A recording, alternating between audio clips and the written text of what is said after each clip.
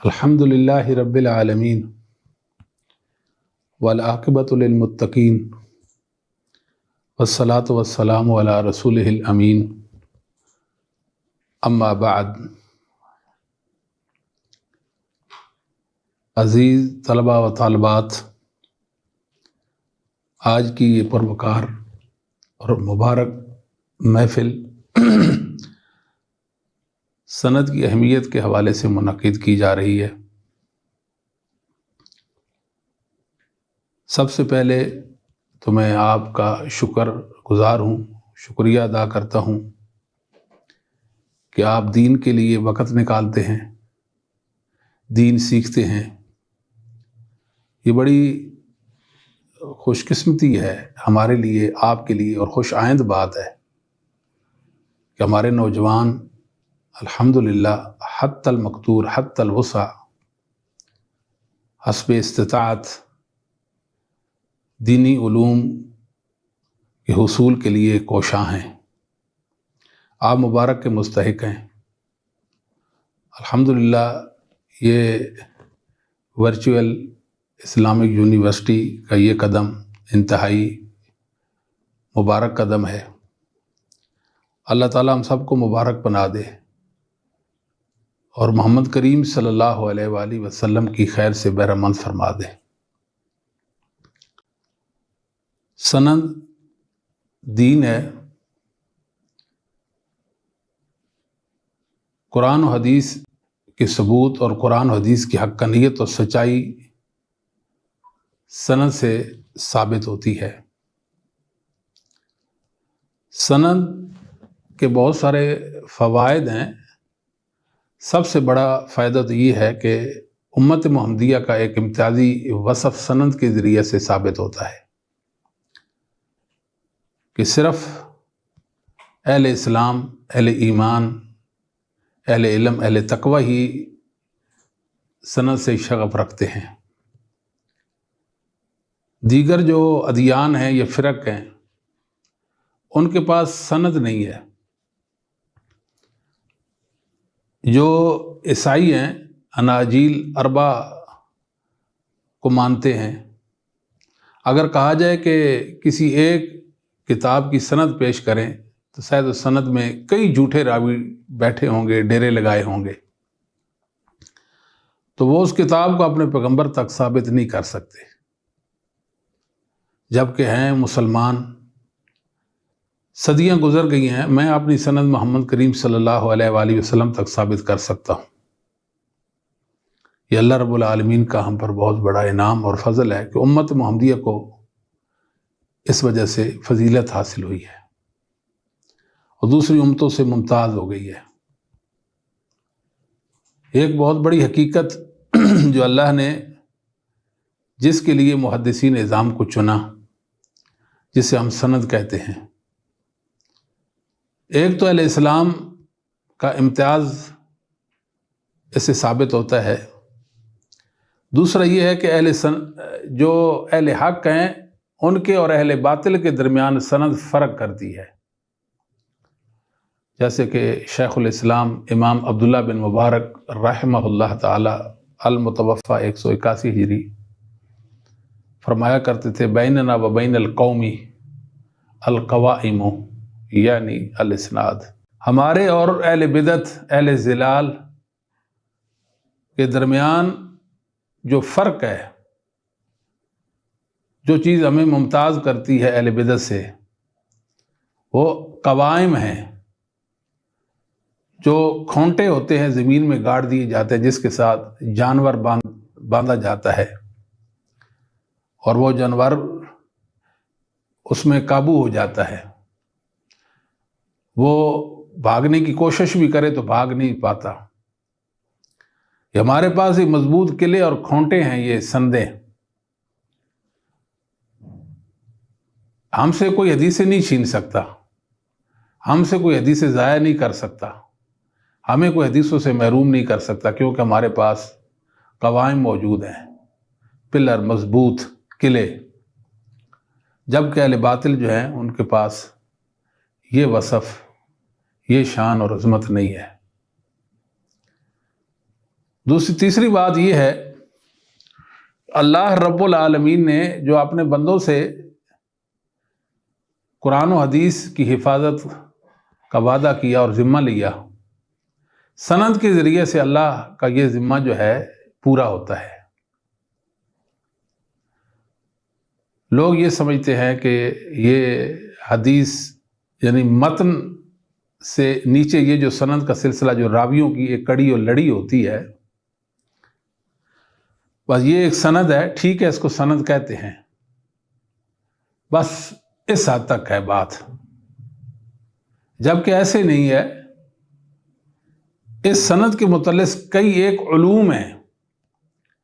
ایک راوی، اسے غلطی بھی ہو سکتی ہے، صحیح بھی ہو سکتا ہے، بھول اس کو لگ سکتی ہے، وہ راوی سچا بھی ہو سکتا ہے، صدوق، وہ جھوٹا بھی ہو سکتا ہے، وہ معتبر اور غیر معتبر بھی ہو سکتا ہے۔ اس کا بھی ہمیں پتہ مل گیا۔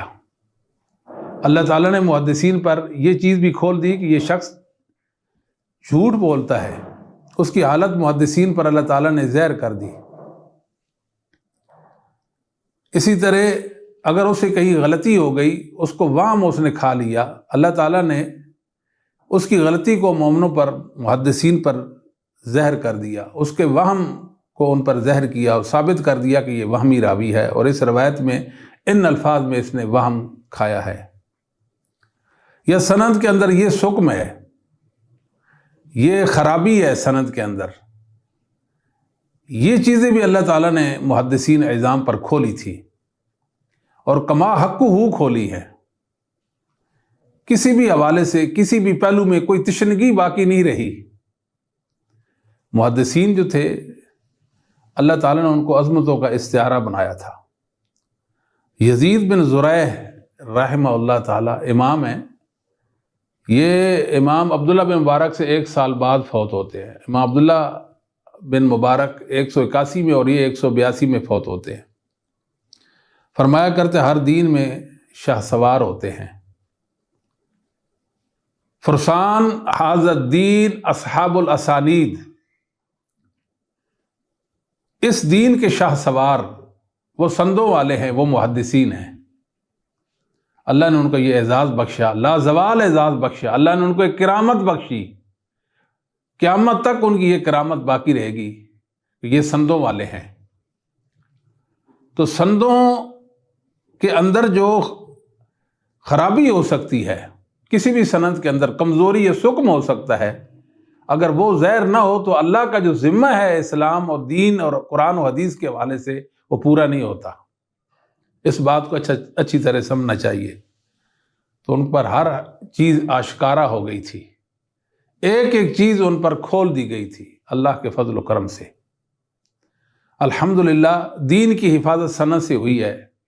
سند تو محمد کریم صلی اللہ علیہ وسلم تک پہنچنے کا ایک راستہ ہے جو اللہ نے محدثین کو دکھایا، اور محدثین کے جو خوشچین ہیں، ان کو جو پیروکار ہیں، ان کے جو متبعین ہیں، ان کے عقیدے اور عمل پر، ان کے علم پر جو لوگ قائم ہیں، اللہ نے وہ راستہ ان کو بھی دکھا دیا۔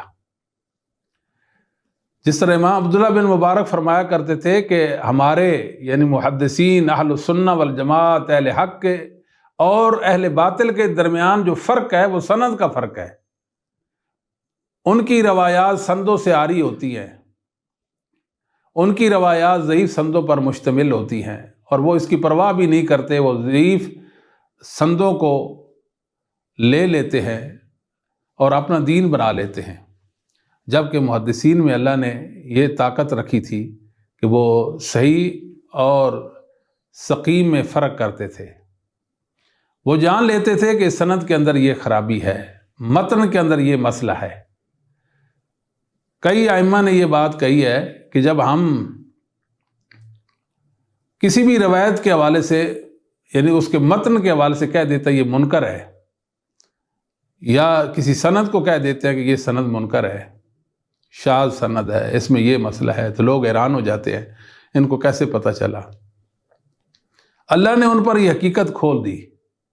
صرف راویوں کی بات نہیں ہے، ہم لوگ سمجھتے ہیں کہ یہ ایک راوی ہے، یہ استاد ہے، یہ شاگرد ہے، ان کی ملاقات ثابت ہے، سند متصل ہو گئی، ٹھیک ہو گیا، اور راوی سارے کے سارے ثقہ اور معتبر ہیں، ٹھیک ہے جی، اس میں انقطاع بھی نہیں، اتصال ہے، اور بظاہر سند میں کوئی ایسی علت قادحہ بھی نہیں ہے، تو ہم کہہ دیتے ہیں کہ یہ سند صحیح ہے۔ یہ نہیں کہنا چاہیے۔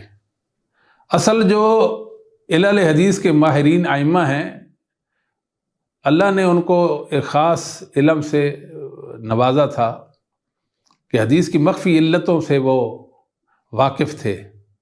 اللہ نے ان پر سندوں کی حقیقت کھول دی، ان پر بھروسہ کریں گے، یہ علم ان کی طرف لوٹائیں گے، وہ جو فیصلہ کریں گے ان کا فیصلہ قبول ہوگا۔ بظاہر کئی سندیں ایسی ہوتی ہیں جو صحیح ہوتی ہیں، مگر محدثین کے علم میں وہ ثابت نہیں ہوتی، تو ہم محدثین کے علم کے سامنے سرنگوں ہو جاتے ہیں۔ اللہ تعالیٰ ہمیں اس عادت سے ہمیشہ بہرمند رکھے اور ہمارے دلوں کو حق کی طرف جھکائے رکھے، اور محدثین اعظام کا ہمیں قدردان بنائے اور ان کے علم پر ہمیں قائم و دائم رکھے۔ وہ عظیم لوگ تھے، کیا شان اور عظمت رکھتے تھے وہ۔ دنیا میں لوگ آئے، محدثین کے خلاف ورزر سرائی کرتے رہے، ان کی شخصیت کو، ان کی ہستی کو متون کرنے کی کوشش میں لگے رہے، تاکہ مسلمانوں کے دلوں سے ان کی عظمت وہ محو کر دی جائے، مٹا دی جائے۔ لیکن اللہ رب العالمین کے چنیدہ اور پسندیدہ بندے تھے چونکہ یہ، تو اللہ نے ان کی عظمت کو چار چاند لگا دیے اور یہ ناکام اور خاسر و خائب واپس لوٹ آئے۔ اسی طرح کچھ لوگوں نے حدیث کے والے سے بھی ایسی ویسی باتیں کی ہیں۔ سندیں تو محدثین کی ہیں، اور حدیث محدثین کی سندوں اور واسطہ سے مسلمانوں تک پہنچی اور ان کی کتابوں میں درج ہے، نقل ہے۔ تو انہوں نے کیا کیا، اپنے اصول وضع کر کے محدثین کے اصولوں کے مقابلہ میں اور ان کے علم سے برخلاف کوشش کی تاکہ ہم ان حدیثوں کو گرا سکیں، تو وہ ان کو بھی منہ کی کھانی پڑی، وہ بھی ناکام رہے۔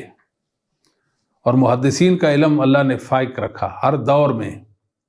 محدثین کے علم کو کوئی مٹا نہیں سکتا۔ بہت سارے لوگ آئے مٹانے کے لیے، خود مٹ گئے، مگر محدثین کے علم کو نہیں مٹا سکے۔ اللہ نے ان کی خیر کو، ان کی برکت کو، ان کے علم کو قیامت تک باقی رکھنا ہے۔ جب تک انسان ہے تب تک محدثین جو ہماری اس امت کے محسنین ہیں، ان کے احسانات اور انعامات جو ہیں وہ باقی رہیں گے، ان کے ذریعے سے جو امت کو انعام ملا ہے۔ دنیا میں ایک کوشش ہوئی، ایک ڈرامہ رچایا گیا تھا۔ ڈرامہ یہ رچایا گیا کہ 10 لوگ بٹھائے گئے اور ایک پرچی پر ایک جملہ لکھا گیا، اور ایک آدمی کے کان میں وہ جملہ کہہ دیا گیا کہ آپ ساتھ والے کے کان میں جملہ کہہ دیں۔ اس نے کہہ دیا، اس کو کہا کہ ساتھ والے کے کان میں کہہ دیں۔ یوں 10 افراد سے وہ جملہ 10ویں آدمی کی طرف آیا، تو 10ویں کو کہا گیا کہ آپ اونچی آواز سے بولیں کہ آپ کو ساتھ والے نے کیا کہا ہے، اور جو اس کاغذ پر لکھا جملہ اس کو بھی سامنے رکھا گیا۔ تو اس نے جب بولا تو کاغذ پر لکھا گیا جملہ اور اس کے بولے گئے جملے میں زمین آسمان کا فرق ہے، بالکل اس کی تو اصل ہی بالکل مسخ ہو گئی اور اس کی حیت بدل گئی۔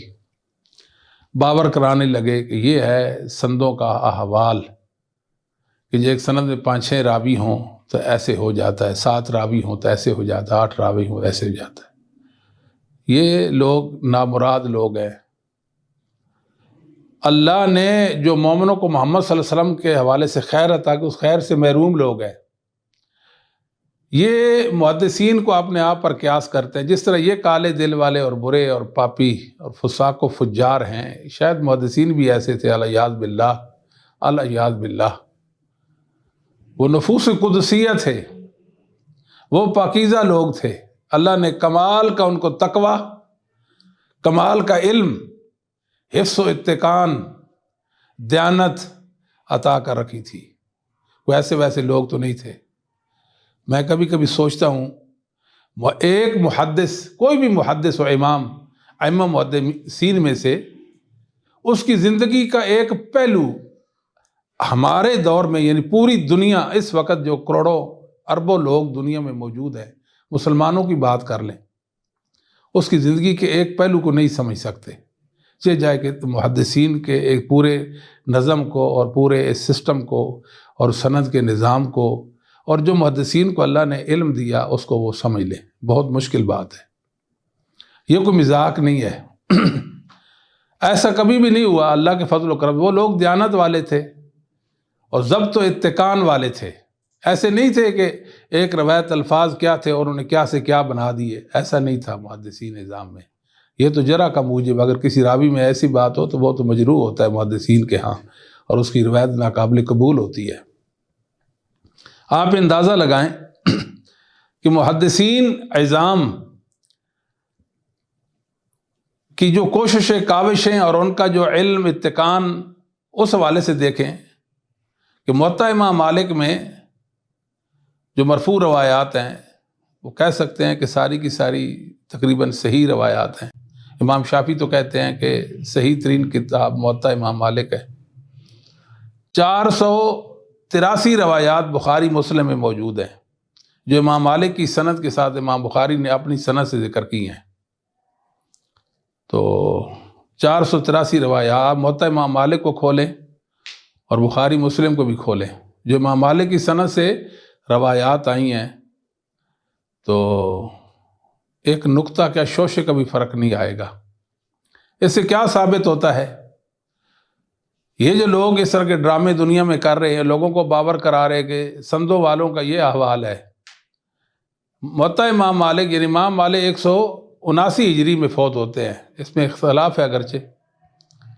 امام بخاری رحمۃ اللہ علیہ 256 میں اور مسلم 5 سال بعد 261 میں فوت ہوتے ہیں. سال کا نہیں، ایک صدی کا فاصلہ ہے، لیکن سندوں میں کوئی فرق نہیں آیا، متن میں کوئی فرق نہیں آیا. تو محدثین جو ہیں اللہ نے ان کو دیانت والا بنایا تھا. میں تو کہا کرتا ہوں کہ مثال کے طور پر ایک محدث ہے، اس کو بیان کرنے والے ان کے شیوخ اور اساتذہ میں 4 اساتذہ ایک حدیث بیان کرتے ہیں.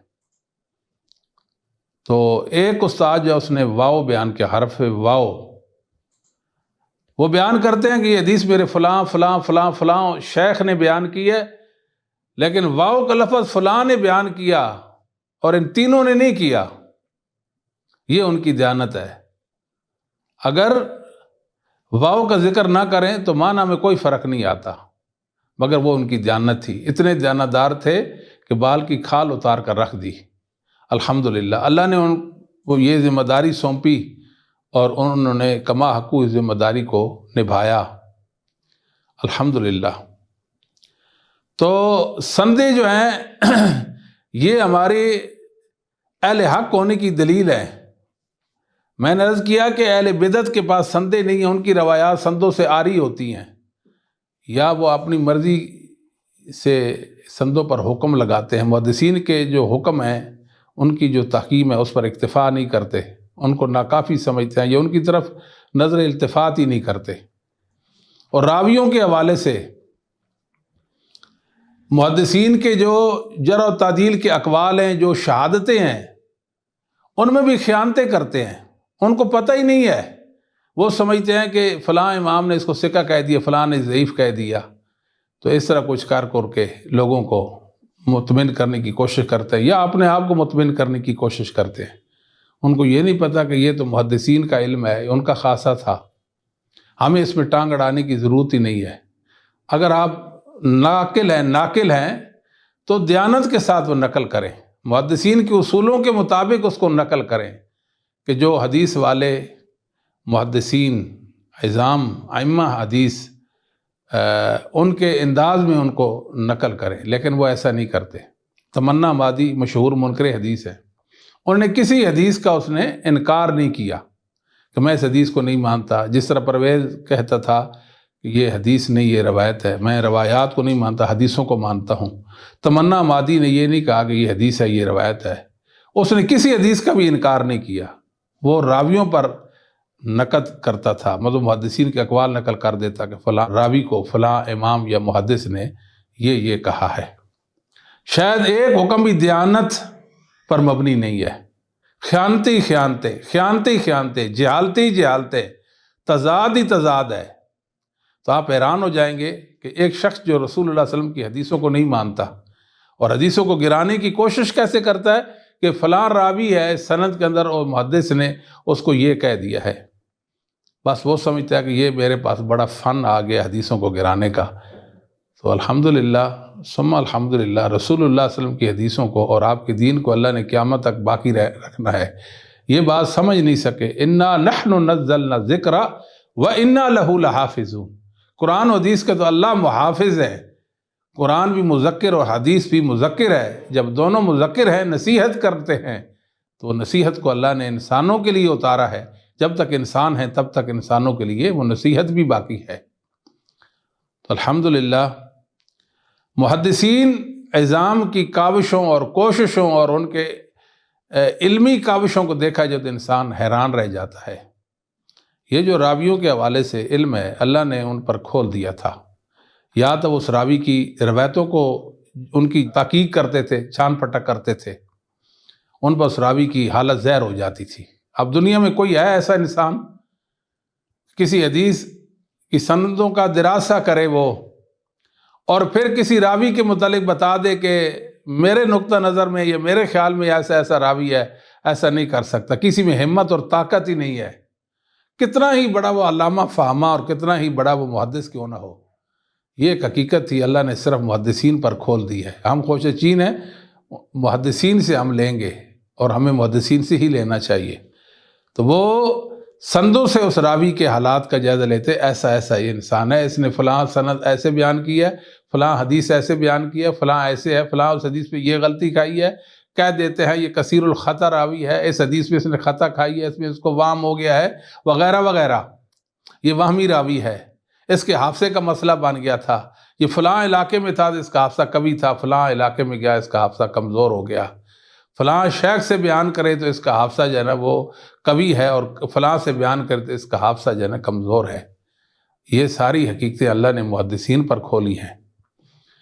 دوسرا یہ ہوتا تھا کہ اس دور کے جو محدثین اس راوی پر جو حکم لگاتے تھے انہوں نے بڑی دیانت کے ساتھ یہ حکم لگایا۔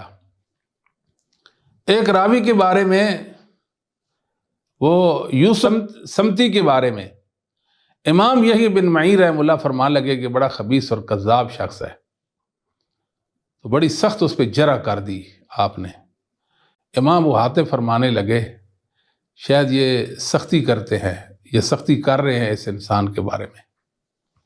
کہتے چند دنوں کے بعد میرے اس کی کتاب آئی، اس کی کتاب میرے ہاتھ لگی، جب میں نے اس کی کتاب پڑھی تو وہ تو جہمی نکلا، وہ میزان کا منکر ہے، روز قیامت ترازو نہیں لگے گا، اور فلاں عقیدے میں وہ جہمی ہے۔ تو مجھے یقین ہو گیا کہ یحییٰ بن معین علی وجہ البصیرت کسی راوی پر حکم لگاتے ہیں۔ امام نسائی رحمۃ اللہ علیہ نے سنن کبریٰ کے اندر ایک بات ذکر کی ہے کہ بظاہر میری نظر میں تو یہ راوی ایسا ہے، یعنی میری تحقیق میں اس کی روایات کی تحقیق کے بعد یہ بات سمجھ آئی، لیکن یحییٰ بن معین اس پر نقد کرتے ہیں، اس پہ جرح کرتے ہیں۔ یحییٰ بن معین امام ہے، سبحان اللہ و بحمدہ سبحان اللہ العظیم، وہ حقیقتیں ہیں یہ جو اللہ نے محدثین پر کھول دی تھی، یہ ہم پر نہیں کھول سکتی۔ پھر بعض والے جو تھے انہوں نے پہلوں کے علم پر، ان کی شہادتوں پر اعتماد اور بھروسہ کیا۔ مثال کے طور پر امام ابن حبان رحمہ اللہ تعالی الثقات کے اندر وہ لکھتے ہیں کہ میں اس راوی کو نہیں جانتا اور اس کے باپ کو بھی نہیں جانتا۔ کتنے راوی ایسے ہیں، اور الثقات کتاب ہے، ثقہ راویوں میں اس کو ذکر کر دیا۔ وہ تو کسی سے انہوں نے وہ بات سنی اس راوی کے بارے میں، ایک محدث نے کہہ دیا یہ ثقہ ہے، تو اس کا نام تو نہیں ذکر کیا لیکن اس پر اعتماد کر کے ادھر اس کو ذکر کر دیا۔ محدثین میں یہ طریقہ بھی ہوتا تھا، یعنی اپنے سے پہلوں پر بھروسہ کرتے اور ان کے علم پر اعتماد کرتے تھے، اور اللہ تعالیٰ نے خود بھی ان کے اندر یہ صلاحیت پیدا کر رکھی تھی، وہ جان لیتے تھے کہ یہ کیسا راوی ہے۔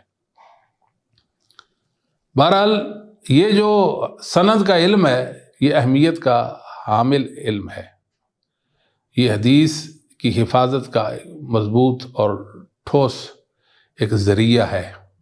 الحمدللہ اتنا مضبوط سلسلہ ہے یہ حفاظت حدیث کا اور صیانت حدیث کا کہ 1400 سال گزر جانے کے بعد بھی رسول اللہ صلی اللہ علیہ وسلم کی ایک حدیث سے بھی مسلمانوں کو کوئی محروم نہیں کر سکا۔ یہ سند کی برکت اور ضرورت اسے ظاہر ہوتی ہے الحمدللہ۔ اس لیے ہمارے ائمہ جب ان کو کوئی حدیث بیان کرتا تو کہتے کس نے آپ کو یہ روایت بیان کی بتا، اس سے پوچھتے تھے، تحقیق کرتے تھے۔ اور سندیں بیان کرنا حدیث کی یہ تو محمد صلی اللہ علیہ وسلم کی سنت ہے اور صحابہ کی سنت ہے۔ صحیح مسلم کے اندر ایک حدیث آتی ہے، نبی کریم صلی اللہ علیہ وآلہ وسلم نے فرمایا، یہ تمیم داری یہ پہلے نصرانی تھا، ہمارے پاس آیا، بیعت کی اور مسلمان ہوا، اور اس نے مجھے حدیث بیان کی مسیح دجال کے بارے میں، وہ بالکل وہی حدیث ہے جو میں نے آپ کو حدیث بیان کی۔ یہ تو رسول اللہ صلی اللہ علیہ وسلم بھی سند بیان کر رہے ہیں کہ فلاں نے مجھے حدیث بیان کی۔ کہ نوف بکالی یہ صحیح بخاری کے راوی ہیں، تو یہ کہنے لگے یہ موسیٰ بن اسرائیل والے موسیٰ نہیں ہیں، یعنی خضر اور موسیٰ، یہ موسیٰ کوئی اور ہے، موسیٰ بن اسرائیل والے نہیں ہیں۔ جب یہ بات عبداللہ بن عباس رضی اللہ تعالیٰ عنہما سے ذکر ہوئی، فرمایا کذب عدو اللہ، یہ بات خطا پہ مبنی ہے، یعنی انہوں نے محاورتاً ایک بات کی کہ اللہ کا دشمن خطا کھا گیا، مطلب محاورتاً ایک بات کی، جرا نہیں ہے، مراد یہ کہ ان کی غلطی کو سختی کے ساتھ بیان کرنا ان کا مقصود تھا۔ اخبرنی ابی بن کعب قال خطبنا رسول اللہ صلی اللہ علیہ وسلم، کہ مجھے ابی بن کعب نے یہ حدیث بیان کی، رسول اللہ نے ہمیں خطبہ ارشاد فرمایا، آپ نے فرمایا کہ یہ جو موسیٰ تھے موسیٰ بنی اسرائیل تھے۔ تو یہ صحابہ بھی اس کی سند حدیث کی بیان کرتے، اور نبی پاک صلی اللہ علیہ وسلم بھی جب کوئی حدیث بیان ہوتی ہے آپ کی تو سند کے ذریعے سے ہی آپ بیان کرتے تھے۔ صحیح مسلم میں ہے کہ دجال کے وہ وصف کے حوالے سے ایک روایت ہے، مکتوب بین عینیہ کافرون یکرہ کل مومن کاتب و غیر کاتب، فرمایا کہ دجال کی دونوں آنکھوں کے درمیان کافر لکھا ہوگا، کافارا، ہر مومن مسلمان خواہ وہ پڑھا لکھا ہے یا نہیں ہے وہ پڑھ لے گا۔ سبحان اللہ۔ شیخ الاسلام ابن تیمیہ فرماتے ہیں فضل اللہ، یہ حدیث، یہ بات اس بات پر دلالت گناہ ہے کہ مومن پر اللہ وہ کچھ واضح کرتے ہیں جو دوسرے پہ واضح نہیں ہوتا۔ یہ بات اچھی طرح سمجھنی چاہیے کہ محدثین اہل ایمان تھے، کمال کا علم اور کمال کا ایمان تھا ان کے پاس، اس ایمان کی برکت سے اللہ تعالیٰ نے یہ علم ان پر کھولا جس کو آپ رجال کا علم کہتے ہیں، یہ سندوں کا علم کہتے ہیں، یہ حدیث کا علم کہتے ہیں۔ فرمایا ینکشف لہ حال الکذاب، اس ایمان کی بدولت اللہ تعالیٰ ایک جھوٹے جو اللہ پر اور رسول پر جھوٹ بولتا ہے اس کی حالت منکشف کر دیتے ہیں مومن پر۔ یہ محدثین پر یہ جو راویوں کی حقیقت کھلی ہے، یہ سندوں کا علم ان کو نصیب ہوا، وہ ایمان کے بلبوتے پر نصیب ہوا۔ یہ دلیل ہے سندیں کہ محدثین کمال ایمان والے تھے، اللہ رب العالمین کے پسندیدہ اور چنیدہ بندے تھے۔ اللہ نے خاص ان کو اپنی دین کی حفاظت کے لیے اس دنیا میں بھیجا اور اس کام پر ان کو مامور کیا، اور انہوں نے کما حقہ وہ کام جو ہے وہ کر دکھایا۔ تو میرے بھائیوں، میرے بزرگوں، دوستوں، بات یہ ہے کہ سند امت کا اعزاز ہے۔ جس نے سند کے حوالے سے کوشش کی اس کو اللہ نے یہ اعزاز بخش دیا، اس کو دین پر اطمینان ہو گیا کہ رسول اللہ صلی اللہ علیہ وسلم کی احادیث کے حوالے سے وہ محدثین کے اصولوں کی روشنی میں جانکاری کر لیتا ہے، صحیح اور سقیم میں وہ فرق کر لیتا ہے۔ تو سند جو ہے ہماری بنیادی ضرورت۔ امام شافعی رحمہ اللہ تعالیٰ فرمایا کرتے تھے کہ جس کے پاس سند نہیں ہے نا، وہ یوں سمجھے کہ رات کے وقت وہ ایندھن لکڑیاں جمع کر رہا ہے۔ تو ظاہر ہے وہ لکڑیاں جو ہیں جن کو رات کے وقت وہ جمع کر رہا ہے، ان میں ایک بہت بڑا اژدہا ہے، جو ہی ہاتھ ڈالے گا وہ اس کو ڈس دے گا۔ وہ تو بیچارہ یعنی زہر اس کے اندر سرایت کر جائے گا، وہ ہلاک ہو جائے گا۔ تو یہی سمجھیں کہ جس طرح امام عبداللہ بن مبارک رحمہ اللہ تعالیٰ فرمایا کرتے تھے، مثل الذی یطلب امر دینہ، ایک شخص جو دین کا علم حاصل کرتا ہے اور سند کا خیال نہیں رکھتا، یا دین سیکھتا ہے اور سند کے بغیر دین کو سیکھتا ہے بلا اسناد، تو یوں سمجھیں کہ بغیر سیڑھی کے وہ چھت پر چڑھنے کی کوشش میں ہے، تو کب کامیاب ہوگا؟ آپ ایسے دو لکڑیاں لگا دو، ان میں اگر وہ سیڑھیاں نہ ہو تو وہ چھت پہ کیسے چڑھ جائے گا؟ ممکن ہی نہیں ہے۔ امام زہری رحمہ اللہ تعالیٰ کے پاس ایک شخص تھا، اسحاق بن ابی فروہ، وہ حدیثیں بیان کرتا تھا تو سندیں نہیں بیان کرتا تھا، بغیر سندوں کے حدیثیں بیان کرتا تھا۔ تو امام زہری رحمہ اللہ فرمانے لگے، قاتلک اللہ یا ابن ابی فروہ، اللہ آپ کو ہلاک کر دے، حدیثوں کی سندیں بیان کیا کر، بغیر سندوں کے حدیثیں بیان کرتا ہے۔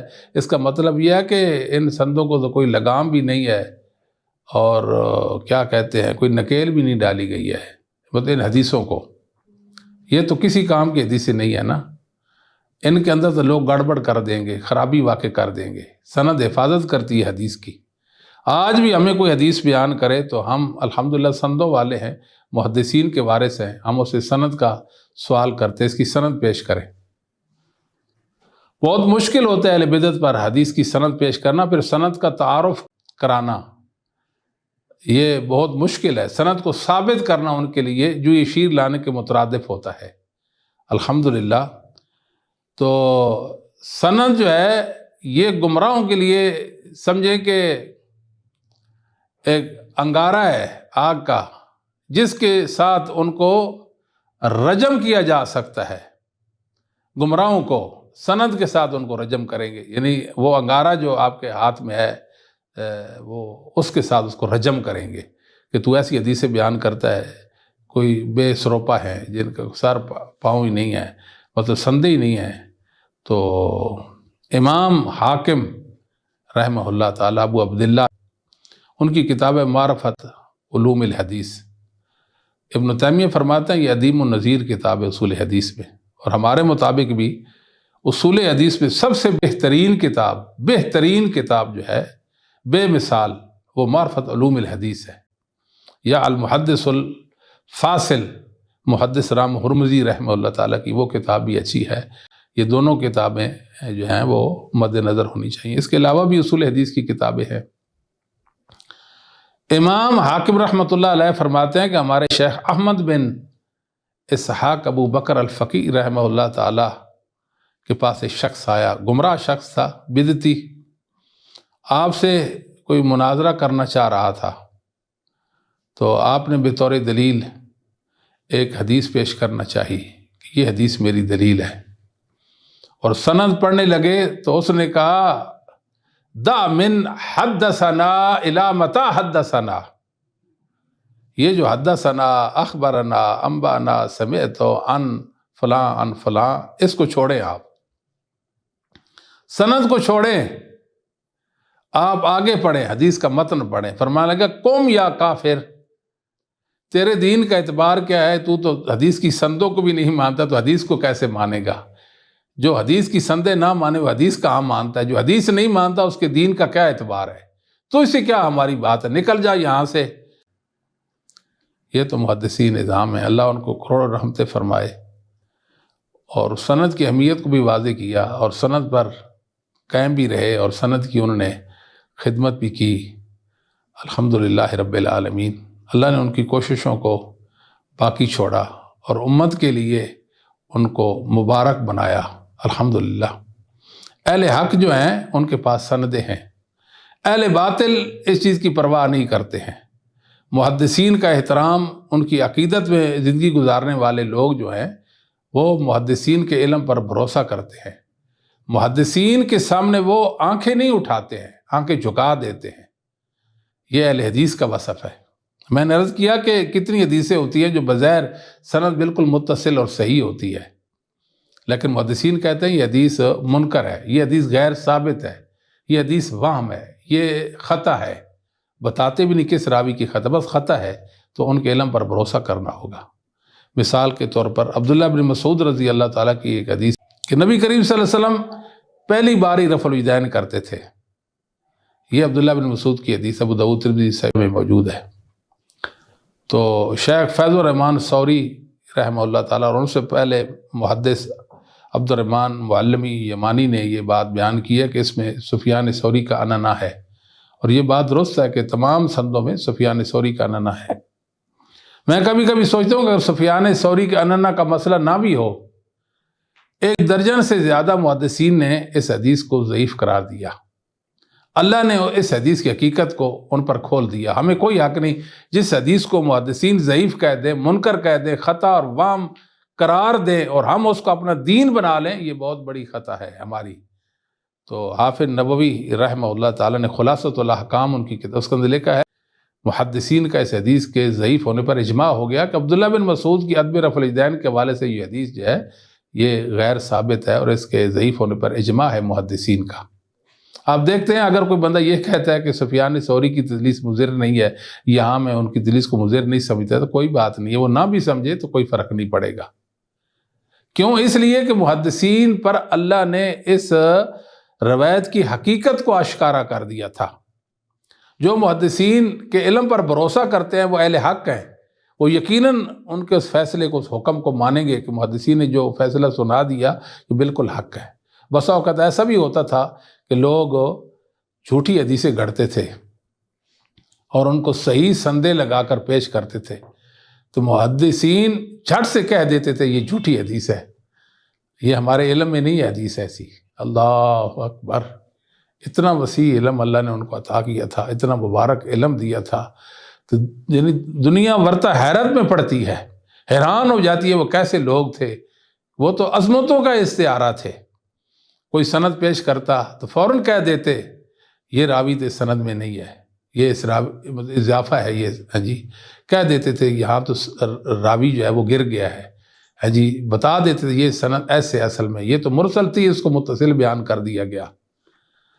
بال کی کھال اتاری ہے محدثین نظام نے۔ کیا بتائیں آپ کو، جو اس فن سے وابستہ ہے، جس کا اس فن سے انسلاک اور تعلق ہے، وہ یقیناً محدثین کا قدردان بن جائے گا اور ان کی عظمتوں کو سلام کرے گا کہ اللہ نے ان کو کتنا مبارک بنایا تھا، کہ سندوں کے حوالے سے کتنا ان کے پاس علم تھا۔ وہ مبارک لوگ تھے۔ یقیناً یہ سندیں ان کو اہل باطل کے حوالے سے یعنی ممتاز کر دیتی ہیں، فرق کر دیتی ہیں کہ یہ اہل حق ہیں اور اہل باطل ہیں۔ تو جو اہل باطل ہوتے ہیں وہ سندوں کی پرواہ بھی نہیں کرتے۔ دنیا میں کتنے لوگ تھے جب عاجز آ گئے، سند سے عاجز آ گئے، تو انہوں نے کہا یہ خبر واحد ہے، تو خبر واحد جو ہے یہ عقیدے میں حجت نہیں ہوتی۔ پھر یہ کہنے لگے یہ خبر واحد ہے، اسے قرآن جو ہے اس کی ہم تخصیص نہیں کر سکتے۔ پھر یہ بھی کہنے لگے کہ یہ خبر واحد جو ہے مشہور ہے، آپ نے مطلب کی بات ہے تو اس کو کہا کہ یہ تو مشہور ہے خبر واحد، یعنی مشہور کے حکم میں ہے۔ اس طرح کی باتیں کر کے دین کے ساتھ کھلواڑ وہ لوگ کرتے رہے ہیں۔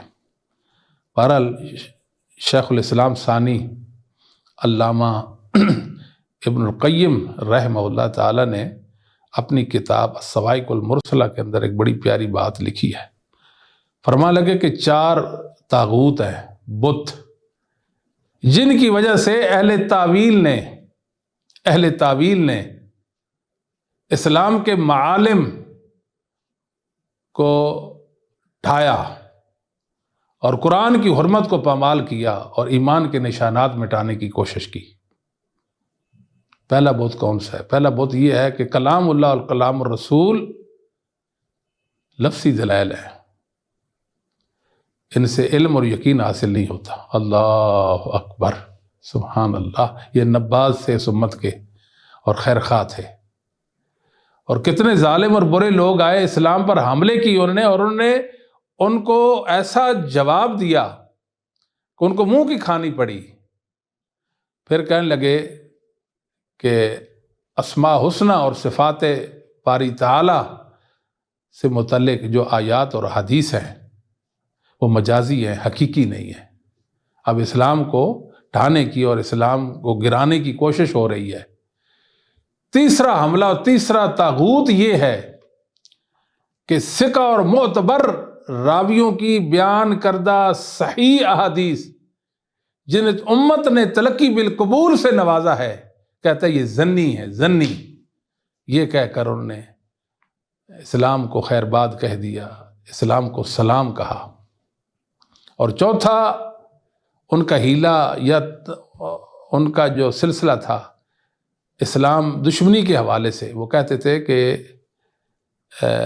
عقل اور وحی میں تعارض آ جائے تو عقل کو مقدم کریں گے اور وحی کو چھوڑ دیں گے۔ یہ چار طاغوت تھے جو اسلام کے گرانے کے حوالے سے اہل بدعت، اہل ضلالت نے امت کے سامنے مطلب کہ اسلام کو گرانے کے حوالے سے پیش کیے کہ یہ دیکھو یہ بھی ہے، یہ بھی ہے، یہ بھی ہے۔ الحمدللہ محدثین کی ذمہ داری تھی کہ سندوں کے ساتھ رسول اللہ صلی اللہ علیہ وسلم سے منسوب روایات کو پیش کر دیتے، انہوں نے کر دیا ہے۔ کئی لوگ ہیں جو جاہل ہیں، اللہ نے ان کو خیر سے محروم کر دیا، بالکل خیر سے محروم ہے۔ وہ کہتے ہیں کہ فلاں کتاب مثال دلائل النبوہ بہقی جو ہے اس کے اندر موضوع اور جھوٹی روایات ہیں، ہاں جی وہ ایسی اور ایسی ہے، اس کتاب پر تان کرتے ہیں، حالانکہ وہ تو سندوں والی کتاب ہے۔ امام بہقی رحمۃ اللہ علیہ نے اگر جھوٹی روایتیں ذکر کی ہیں تو سندوں کے ساتھ ذکر کی ہے نا۔ تو آپ کے پاس محدثین کا علم ہے، سندوں کا علم ہے، تو آپ ان روایات کی تحقیق کر سکتے ہیں۔ محدثین نے اصول بیان کر دیے روایات کو پرکھنے کے، آپ ان کی پرکھ کر سکتے ہیں۔ اس سے کتاب کا کیا ہے، وہ تو ان کی ایک ذمہ داری تھی، اپنی ذمہ داری سے عہدہ برا ہو گئے۔ الحمدللہ سندیں ذکر کر دی، اس لیے کہ یہ جھوٹی حدیثوں کا سلسلہ ہی ختم ہو جائے۔ جب کوئی جھوٹی حدیث بیان کرے گا، اس کو کہا سند کدھر ہے، تو سند اس کے پاس ہوگی نہیں، ہم فوراً کہہ دیں گے کہ یہ تو جھوٹی بے سند بے سروپر روایت ہے، یہ ایسا دین ہے کہ جس کی بنیاد ہی کوئی نہیں ہے، لہذا ہم ایسے دین کو نہیں مانتے۔ یہ اصل محدثین کی زندگیوں کا سلسلہ تھا۔ یہ امام بخاری رحمۃ اللہ علیہ سے ایک منسوب بات ہے کہ 6000 سندیں آپ کو یاد تھی۔ بعض لوگ مذاق کرتے ہیں پھر امام بخاری کے حافظے کا۔ میں کہتا ہوں اگر یہ قول صحیح ثابت ہو تو اللہ راس والعین، ہم تو اس کو اپنا دین ایمان بنا لیں گے۔ امام بخاری تو وہ عظمتوں والے انسان تھے، یہ تو 6 لاکھ تو کوئی چیز ہی نہیں ہے نا، 12 لاکھ بھی ہو تو امام بخاری اللہ کے فضل و کرم سے ان کو حفظ کرنے کی سعادت و قدرت رکھتے تھے۔ تو امام بخاری رحمۃ اللہ سے یہ قول منسوب ہے کہ 6 لاکھ سندیں آپ کو یاد ہے۔ اہل علم نے اس کی تعویل کی ہے اور اس کی توجیہ اور معنی یہ بیان کیا ہے کہ ایک حدیث کی کئی سندیں ہوتی ہیں، 10 سندیں ہیں تو انہوں نے ہر ایک سند کو حدیث باور کرایا، اس میں مراسیل بھی شامل ہے اور دوسری سندیں بھی شامل ہیں، یہ مراد ہے۔ پر جو بھی مراد ہو، اللہ تعالیٰ نے محدثین کو کمال کا حافظہ دیا ہوا تھا۔ سبحان اللہ، اگر ایک کو غلطی لگ جاتی دوسرا بول پڑتا، اس میں فلاں کو یہ غلطی لگی ہے، میرے شیخ کو یہاں یہ غلطی لگی ہے، فلاں کو یہ غلطی لگی ہے، فلاں کو یہ غلطی لگی، اس سے یہ صاحب ہو گیا، اس سے یہ بھول ہو گئی ہے، اس سے یہ ہو گیا، اس سے وہ ہو گیا۔ سبحان اللہ، آپ دیکھتے ہیں کہ اس امت میں علل حدیث کے ماہرین ائمہ، امام بخاری ہے، امام مسلم ہے، احمد بن حنبل ہے، امام شعبہ ہے، امام یحییٰ بن سعید القطان ہے، اور امام ابو حاتم، ابو زرع ہے، اور چند اور محدثین جن کو انگلیوں پر ہم شمار کر سکتے ہیں۔ ان جیسا چشم فلک نے نہیں دیکھا کوئی، سبحان اللہ، احمد حنبل جیسا کسی نے نہیں دیکھا جی۔ اللہ نے دین کی صحیح حقیقت ان پر کھول دی، رسول اللہ صلی اللہ علیہ وسلم کی حدیثوں کی حقیقت ان پر کھول دی تھی۔ وہ بیٹھے ہوتے تھے، حدیثیں آتی تھی، ہاں فرماتے تھے کہ یہ حدیث جو اس میں یہ مسئلہ ہے، اس میں یہ مسئلہ ہے، اس میں یہ مسئلہ ہے، اس میں یہ مسئلہ ہے۔ یہ اللہ رب العالمین نے انہیں یہ خاص اس فن کے لیے بھیجا تھا، تو ہم ان پر اعتبار کرتے ہیں، جو دوسرے ہیں ان پر، محدثین پر اعتبار جو ہے وہ نہیں کرتے ان کے علم کے حوالے سے، وہ سمجھتے ہیں کہ ہم مستغنی ہو گئے ہیں۔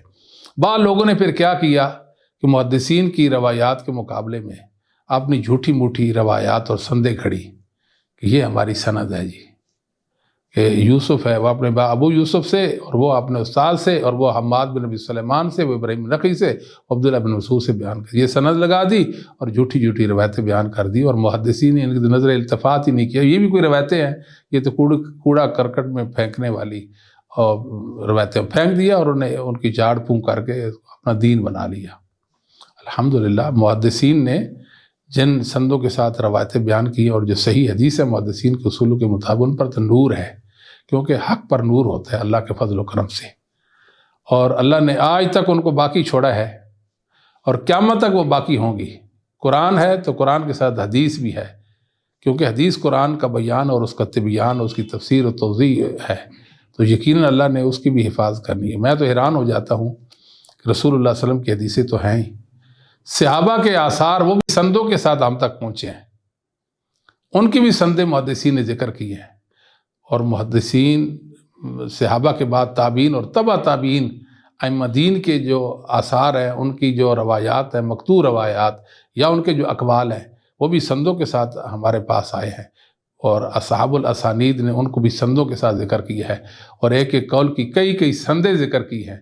الحمدللہ اس پر ہم جتنا بھی فخر کریں کم ہے، اور اس پر اللہ کا جتنا بھی شکر ادا کریں کم ہے کہ اللہ رب العالمین نے ہمیں اصحاب الاسانید، ہمیں محدثین کا وارث بنایا ہے۔ اللہ نے ہمیں ان کے علم پر ہمیں قائم دائم رکھا ہے کہ ہم ان کے علم پر، ان کے عقیدے پر ہیں۔ الحمدللہ ان کی کوششوں کو کوئی مٹا نہیں سکتا، اور ہم ان کے مرہون منت ہیں کہ انہوں نے اتنی بڑی اسلام کی کوشش کی ہے اور رسول اللہ صلی اللہ علیہ وسلم کی حدیثوں کی سندیں بیان کی ہیں۔